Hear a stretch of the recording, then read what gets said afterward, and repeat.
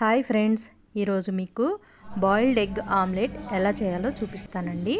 ముందుగా ఎగ్ ఉడికించుకోవాలి. తర్వాత స్టవ్ మీద గిన్నె పెట్టుకొని ఆయిల్ యాడ్ చేసుకొని ఈ ఎగ్ని కొద్దిగా ఫ్రై చేసుకోండి. తర్వాత వీటి మీద ఒక ఎగ్ ఈ విధంగా ఆమ్లెట్ లాగా యాడ్ చేసుకోవాలి. తర్వాత ఇందులో ఉప్పు, రుచికి సరిపడా ఉప్పు, కారం, మిరియాల పొడి కొద్దిగా, ఉల్లిపాయ ముక్కలు కొంచెం, తర్వాత కొత్తిమీర యాడ్ చేసుకోండి.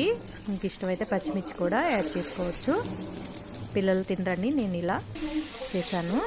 తర్వాత ఒకవైపు కుక్ అయినాక రెండో వైపు కూడా టర్న్ చేసుకొని బాగా కుక్ చేసుకోవాలి.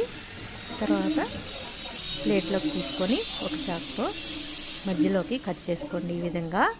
తర్వాత ఇందులో మిరియాల పొడి కొద్దిగా, కొత్తిమీర కొద్దిగా యాడ్ చేసుకొని సర్వ్ చేసుకోండి.